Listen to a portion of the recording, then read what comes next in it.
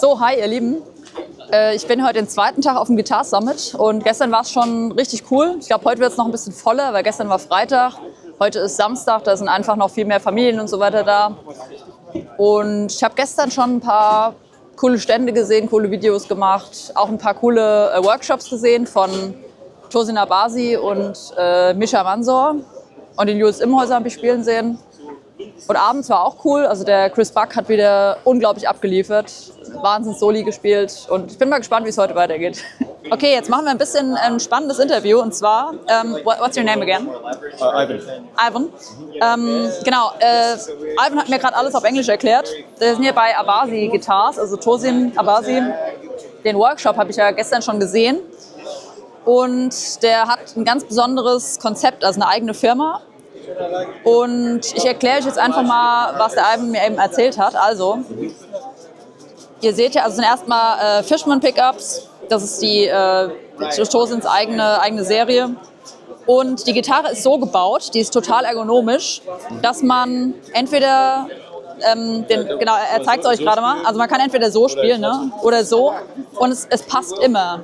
Und auch hinten ist es so ausgefräst, dass es genau an den Körper passt. Ja.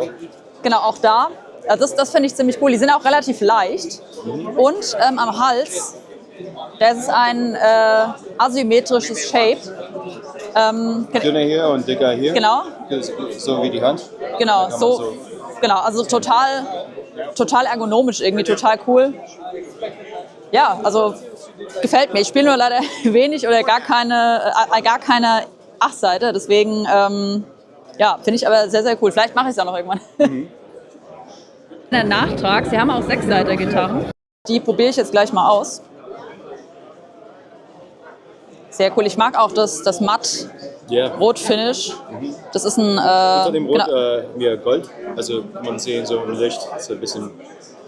Okay, ich sehe es tatsächlich gerade nicht. Aber es sieht mega aus. Ja. So, ihr habt ja sicherlich jetzt mitbekommen, dass das überwiegend das Silent Mess ist. Das heißt, es wird meistens über Kopfhörer gespielt. Es gibt aber auch einen Raum, in dem ist das anders und das ist die Musikproduktiv Amp World Matrix. So heißt es und ich gehe da jetzt mal rein. Ich mache das Video bewusst vor der Tür, weil da drin ist nämlich saulaut.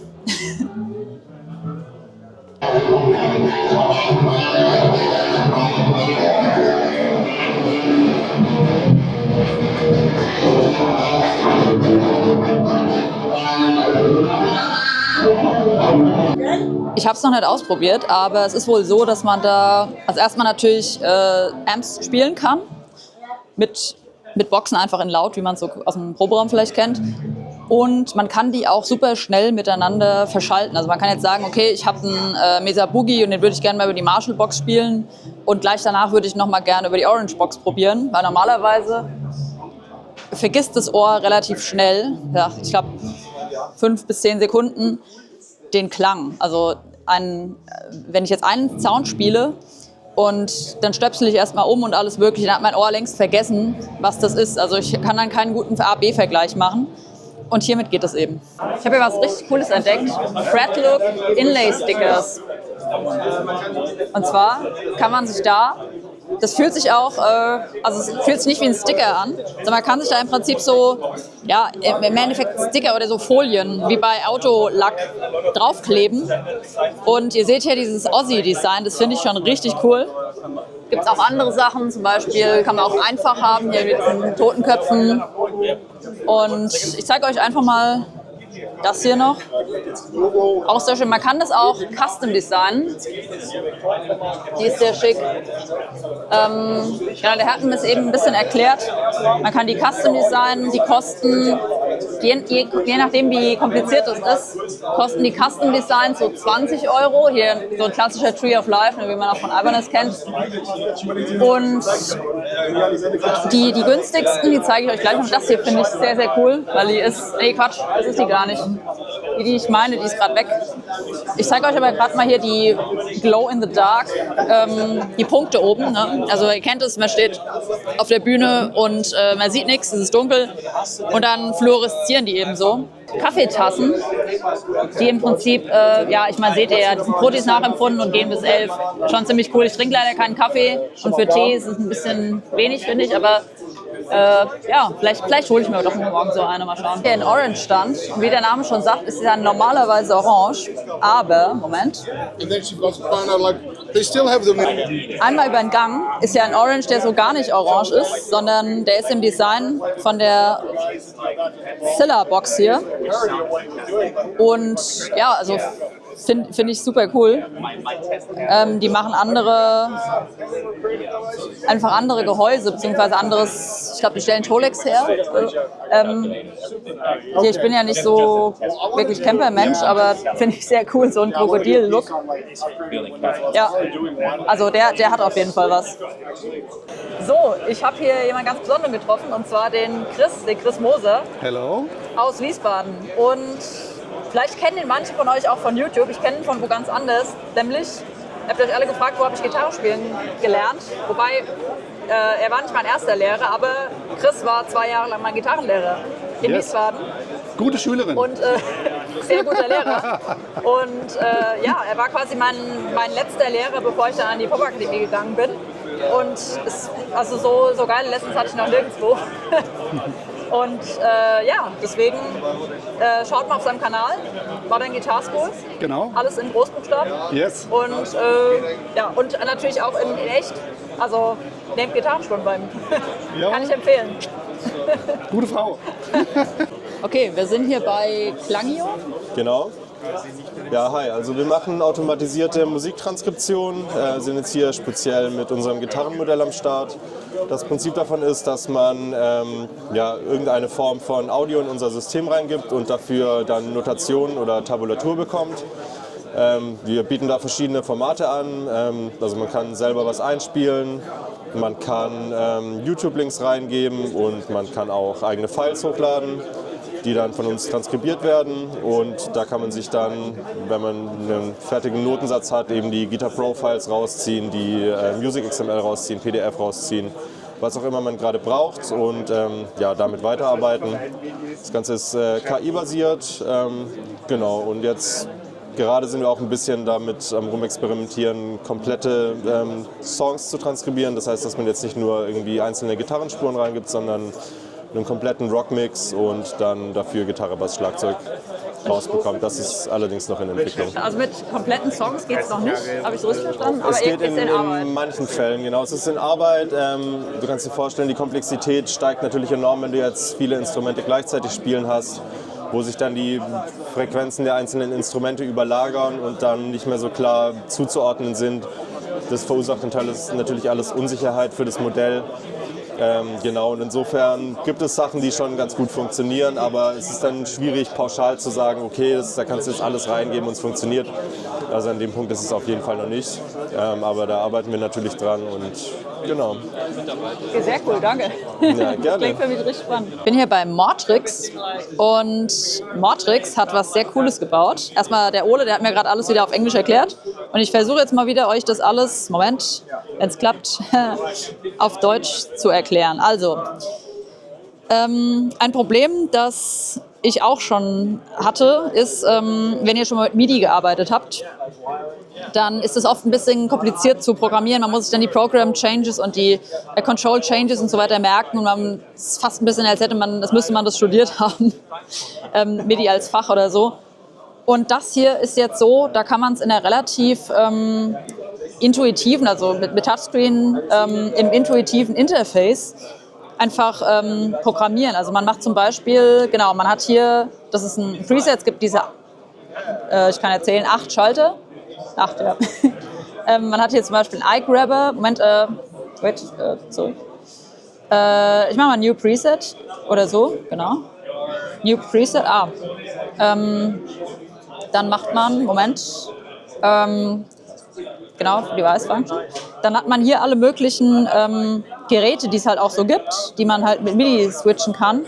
Sagen wir mal, man hätte irgendwie man hätte hier einen Eventide oder so. Genau, ich hätte jetzt einen Eventide H90, und dann könnte ich hier zum Beispiel alle möglichen Sachen machen, Load Program, dann wird es halt aufgerufen und so weiter.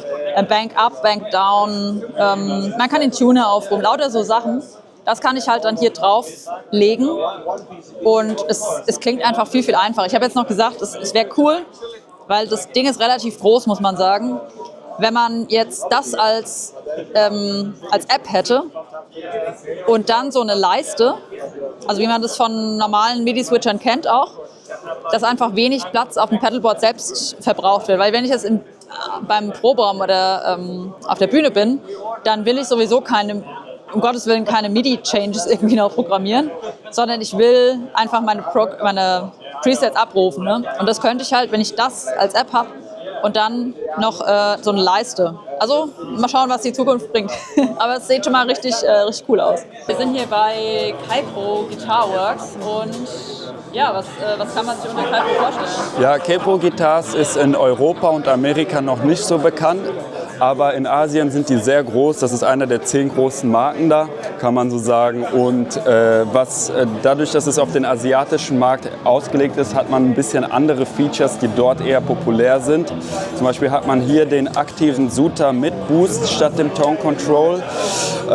Die Pickups sind zum Beispiel hier der Maßbacker, der orientiert sich an der EQ-Kurve von einem gecrankten Marshall. Wenn man jetzt durch einen Fender-Amp spielt, klingt der immer noch nach einem Fender natürlich, aber man hat leichte Charakteristik, Kompression, Spielgefühl von einem Marshall. Klingt esoterisch, sollte man selber ausprobiert haben. Das gleiche hier bei den Single Coils, so John Mayer Fender Sound, Fender Jahre. Wir kopieren nicht einfach Pickups davon, sondern wir schauen, dass wir den Gesamtsound einkriegen. Schöne Hölzer, leichte Hölzer. Das hier ist unsere Metal-Serie. Die beiden mega, also die sehen mega aus.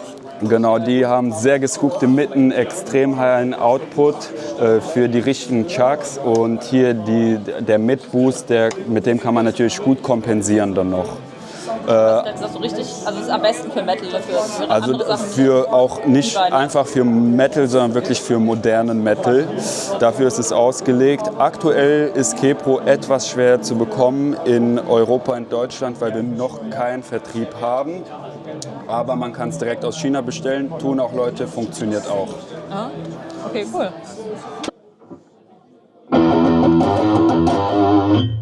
So, jetzt ist es tatsächlich das erste Mal, dass ich hier laut eine Gitarre anspielen kann auf dem Summit. Das ist die K-Pro, genau, die eine Metal-Gitarre, die sie hatten. Ich weiß nicht mehr genau, wie die hieß. Egal, wir spielen es mal an.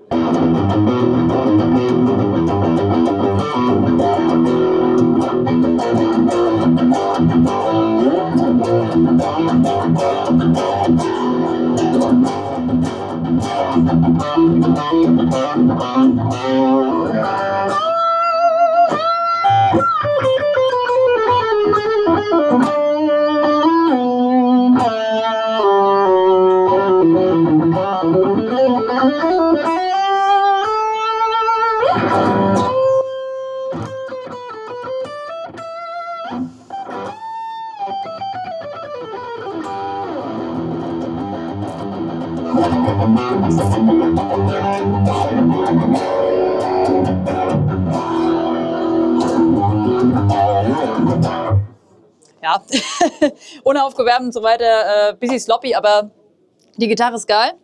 Er hat schon recht, also ich glaube überwiegend passt die schon für Metal. Ich probiere mal gerade so ein bisschen Funk.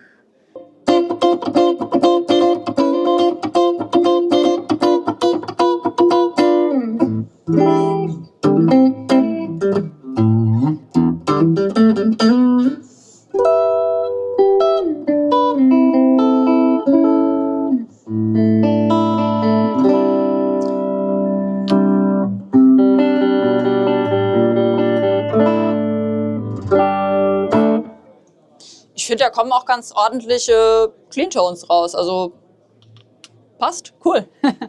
Ich habe hier gerade den Fabian Ratzak getroffen. Ich kenne tatsächlich vom Fabian die Stimme noch besser als das Gesicht, weil er ist nämlich ein Teil von Let's Talk Guitar. Habe ich auch schon ein paar Mal erwähnt, ist ein mega cooler Podcast, mit Justin Hombach auch. Und ich suchte den komplett. Also hört gerne mal rein. Super cooler Podcast, alle Gitarrenthemen werden da abgedeckt. Und ja, der Fabian, der hat jetzt tatsächlich eine eigene Gitarre. Ich war ja gerade eben schon bei K-Pro und bin jetzt da immer noch, weil hier ist nämlich seine Signature-Gitarre und die stellt er uns jetzt mal vor. Wunderschönes Instrument, genau. Also soll ich kurz die Geschichte erzählen? Ganz kurz, ganz grob. Genau, also letztes Jahr, ich arbeite jetzt schon ein bisschen länger mit der Firma zusammen und letztes Jahr haben die mich gefragt, möchtest du eine Signature-Gitarre haben? Und da habe ich natürlich gesagt, okay, wer bin ich jetzt? Mich kennt sowieso keiner, aber let's do it, why not? Und dann habe ich denen die Specs durchgegeben, genau, und dann erzähle ich euch jetzt mal, was da so enthalten ist. Also wir haben hier ein Mahagoni-Body, wie man hier vielleicht auch sieht. Satin, also das heißt Satin-Lackierung hinten. Dann haben wir hier so eine schöne Ahorn Flamed Maple Top, haben wir hier. Dann gehen wir mal zur Hardware. Wir haben ein Goto 510 Tremolo, HSH-Bestückung mit YHL-Pickups, sehr zu empfehlen, richtig geile Pickups. Dann haben wir hier in dem Serienmodell haben wir hier einen Booster, das heißt ein Pickup-Booster, der das Signal ein bisschen anfeuert. Ich habe meine Schaltung ein bisschen geändert, das heißt ich habe hier quasi einen Split, womit ich die Tonabnehmer splitten kann und dann halt diese berühmten 5-Wege-Schalter, wo man die Sounds abfahren kann. Genau. Dann gehen wir mal zum Hals. Das ist ein Roasted Maple Neck. Vielleicht sieht man das von der Seite ganz gut. Elliptical Shape. Das ist ein bisschen, ja, sehr angenehmes Profil. Findet man auch zum Beispiel bei Suhr oder anderen Herstellern. Dann haben wir Nickelbünde. Eine spezielle Legierung. Ist nicht ganz Stainless Steel, ist nicht ganz Nickel. Sehr angenehm und sehr cool. Dann haben wir Locking Tuner, auch von Goto. Goto, die guten, ja, sehr gut. Da würde sich jetzt der Henning sehr freuen. Ja, unbedingt. Ich finde das auch super wichtig. Ja, dann gibt es noch so eine uninteressante Unterschrift von mir. Dann gibt es halt das Headstock noch. Ja, da gibt es jetzt eigentlich, ich glaube, das sollte es gewesen ich glaube, sein.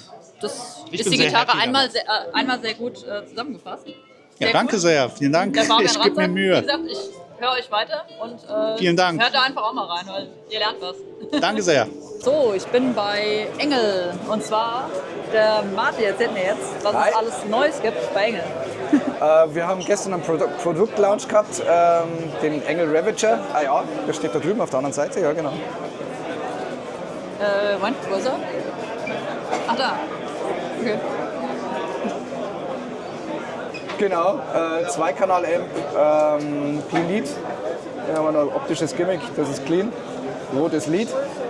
Zweikanalig, 20 Watt. Impulse-Response-Loader auf der Rückseite und einen Power-Soak haben wir drin. Genau. Ist das so ein bisschen der Nachfolger vom Iron Ball oder wie ist der Vergleich? Ja, das ist, jein. Also gedacht ist der eigentlich wirklich als Einstiegsamp, weil da ist der Preispunkt bei 750 €. Okay, Genau. sehr cool. Aber er ist genauso groß, ne? Und hat auch, der Iron Ball hat ja auch 20 Watt, ne? Genau. Also von der Leistung her ist es ganz ähnlich, aber das Gesamt-Feature-Paket. Der Iron Ball, der hat noch einen Gain Boost drin. Da kann man den Gain Boost auf Clean und auf Lead legen. Das hat der jetzt nicht. Sieht auf jeden Fall schon mal mega aus, außer dass man die Lichter so umschalten kann. Sehr cool. Und ich glaube, haben wir irgendwie was Neues? Oder kenne ich die schon? Die, glaube ich, Wir kennst haben du einmal alle schon. den Steve Morse, der war letztes Jahr schon da. Genau.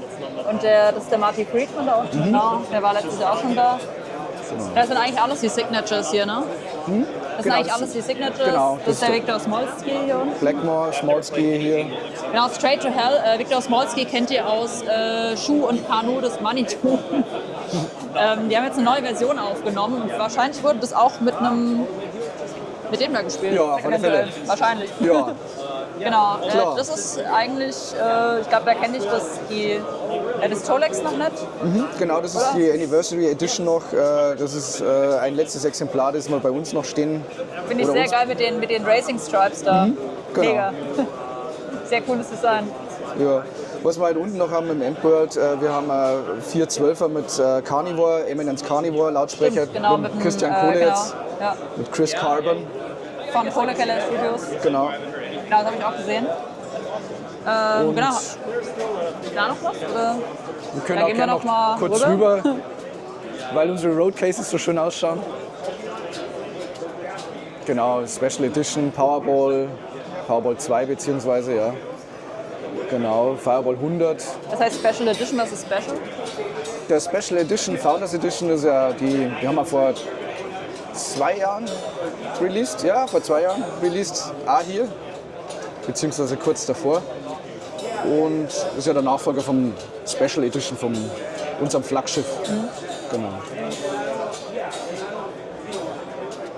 Haben wir bei denen eigentlich auch das Rot und Blau, kann man das umschalten? Nee, das ist fix.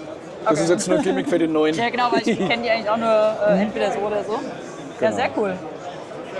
Mega. Dann kurz und schmerzlos, danke dir. Immer gerne. Sehr cool, genau. Auch von mir immer gerne. Und ja, genau, das waren die Engelneuheiten. Ja. Und hier sind wir am Marshall-Stand. Uns schwer zu erkennen an den riesigen Boxenwänden da, die ja so ein bisschen einfach ikonisch sind.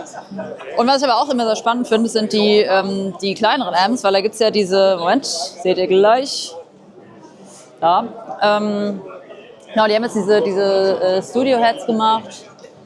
Einmal hier ein Plexi und JCM 900 und ein kleiner JCM 800 Combo. Und auch diese Pedals. Ich habe die tatsächlich noch nie gespielt selber, aber ich habe bisher nur Gutes gehört. Und ich finde es ganz cool. Ich weiß nicht, ob die neu aufgelegt haben, ehrlich gesagt, oder ob das einfach die alten sind, weil ich hatte mal einen Gaffner das ist bestimmt 15 Jahre her oder so, von jemandem ausgeliehen. Und ich fand ihn ziemlich geil, wobei ich muss sagen, ich habe den damals ich hoffe, es war schon der Line 6 oder es war noch der uralte, mini kleine Peewee-Würfel. Aber ja, also vielleicht, wenn ich hier nochmal drankomme, dann hätte ich echt Bock, das mal auszuprobieren gleich. Mal schauen.